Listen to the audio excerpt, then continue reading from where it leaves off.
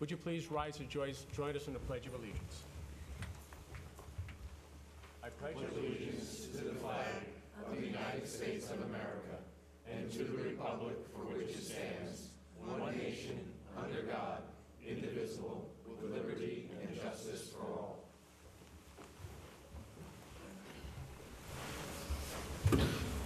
Great. Thank you very much. I have a couple of announcements tonight.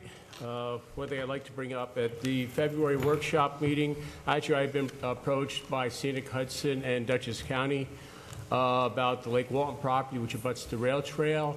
They want to put together a deal to purchase the property from the hedge fund, and it was going to cost each of the participants $700,000. I brought the proposal to the town board and spoke at length with our controller about this project. And I must say, although I love the project, I think it's a great project to, keep open space and everything. Just at this time, it really financially is not a feasible project for the town to go into. This has been a very, very difficult winter. The winter budget is pretty much well behind us. Winter still isn't, but our budget is well behind us. So at this point, I don't think we're going to be able to contemplate going forward with the Lake Walton deal, unless something in the future changes and they come back with different terms or something. But I would like to thank the town board for letting me consider that. I still think it's a worthwhile project, but unfortunately not at this time. So, and again, thank you to the board. I did want to make a point. Last Thursday, we had the public hearing to form the Hopewell North Water District, which is actually the Hopewell Precision Superfund site, known as the Ryan Drive area. And we've been working on this with the EPA for probably 10 years. Last week, we had the public hearing to establish the water district. And that was a very big step. That was one more step in getting funding from Congress to put in this pipeline and this water distribution system to all those homes that are affected by the TCE and TCA contamination. So I'd like to thank the board and our professionals who worked very hard. Our professionals have been working with the EPA engineers pretty much every week for about the last 3 months. And the project is moving along, and last week was a very big step in providing water to those people in the Superfund site. I'd like to just make that point. That was a very, very good meeting. And I got to say, the project manager from the EPA is very happy. He emailed me several times since, and we're just thrilled. We're past this milestone and moving on. And the big thing that we have to achieve is the congressional funding. There's a panel that designates which Superfund sites are going to get funded. And the further along we are in the process, the better chance we have to get funded. And this was a big step. So I just wanted to make that point. And it was a very, very good meeting. Excuse me. I would like to make one comment on our Hillside Lake grant. As everybody says, we've been making grants for Hillside on the town's behalf for Hillside Lake to do work over in Hillside Lake. I think we have 11 grant applications in. Excuse me. And the last one actually is going to a very high level. We're very happy about that. We unfortunately, it seems like we take 2 steps forward, 1 step backwards. Did get a call. And just to explain a little bit about the grant is for hazard mitigation. So we started going through the process. This particular grant was actually applied for back in 2013, so it's been a while. And as the project went through the system, it kept getting changed and revamped. We actually, at the last submission, was up to $2.9 million. They came back to us last week. We started at $1.9 million. We actually got it up to $2.9 million. And they came back to us last week. Our project specialist said it doesn't fit the criteria. The highest you're going to be able to get is $2.25 million. So we went for $1.9 million, and now we're at $2.25 million. And what that $2.25 million represents would be work on the dam, work on the spillway, and a limited dredging project, and also a limited stormwater filtration project. This seems to be how it has culminated. This is the culmination of a lot of research into the parameters of the grant, and they're very happy with it, but we're at $2.25 million. And now we're waiting to hear what FEMA has to come back and say. So I just wanted to tell everybody that. And last but not least, speaking about Hillside Lake, something came up, I think it was last weekend, and I deferred to our town engineer. I know we'd gotten a call last week, I guess. Yeah, last week we received a couple complaints about the odors at Hillside Lake, and coincidentally or not, last year around the same time we had the same complaints. We had done a round of testing last year, so we did the same thing last week. We started with a first round of sampling for coliform. We got those results back that came positive. Now they only indicate there's bacteria in the lake. It doesn't say whether it's human or duck or what kind of waste that might be. So the next step was a bacteroid test, same as we did last year. It's a more expensive test, but it does like a DNA sampling to know whether it comes from humans or not. So just got the results moments ago, and of the 8 samples that were taken,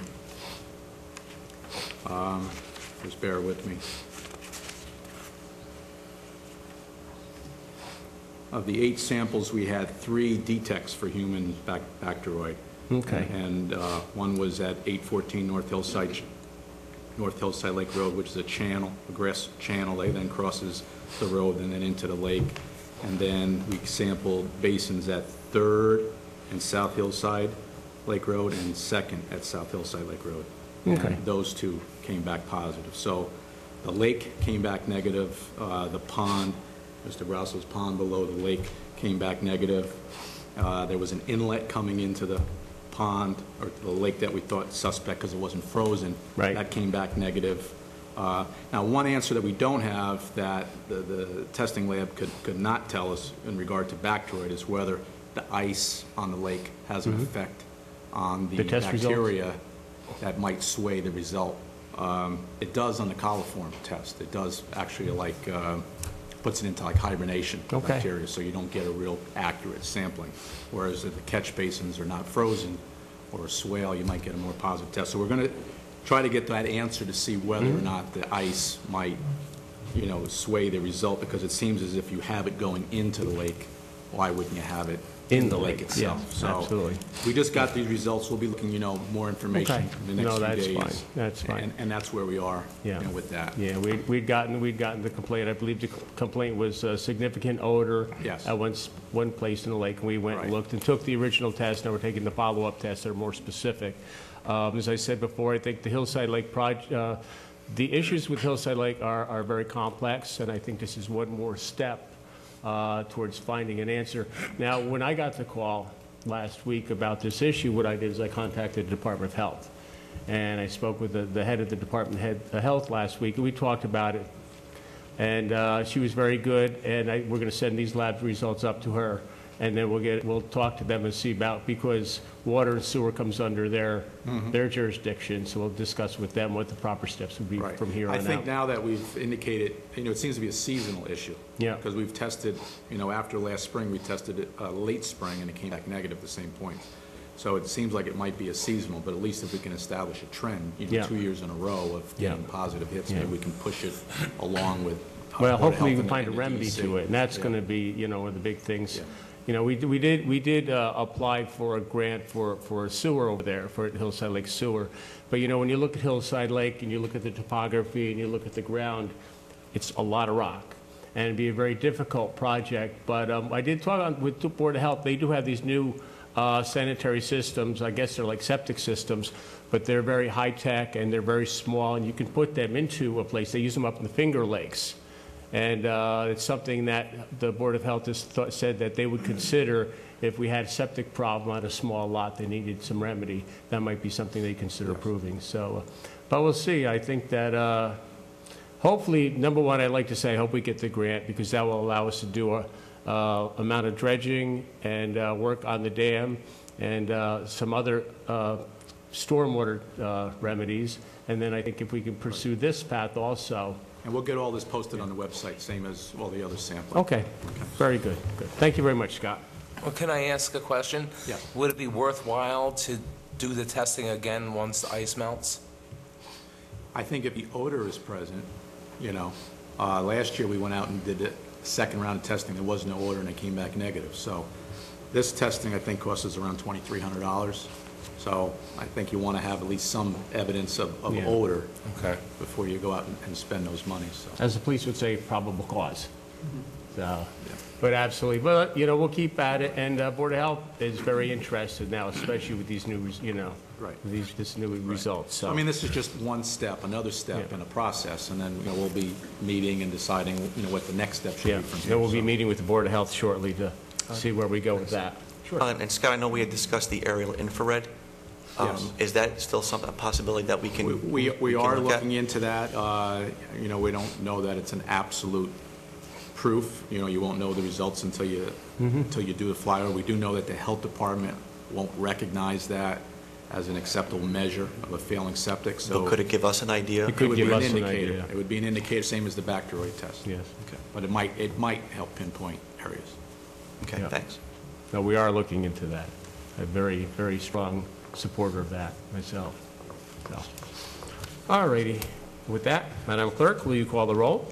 Councilperson Cassidy? Present. Councilperson D'Alessandro? Present. Councilperson Franco? Present. Councilperson Marinaro? Present. Supervisor Hickman? Present. Thank you, Madam Clerk.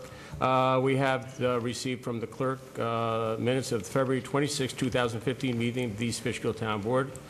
Madam Clerk, have you received any comments, edits, additions, or deletions? No, I have not. Nothing like that. Well, do I have a motion to approve the minutes of the February 26, 2015 meeting?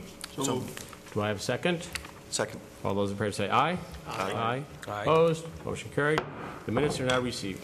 Approved. Receipt and file. Under receipt and file, we don't have anything this evening. But at this point in the meeting, I will have to ask the board, I'd like to adjourn to executive session for personnel matter to discuss the situation with the town contractor. And I assure you, we won't be too long, but we do need to break to executive session. This is a personnel matter. Do I have a motion to adjourn to executive session? So moved. Do I have a second? Second. All those in favor say aye. Aye. Aye. Opposed? Motion carried. We're going to break to executive session, and we will be back in as quickly as we can.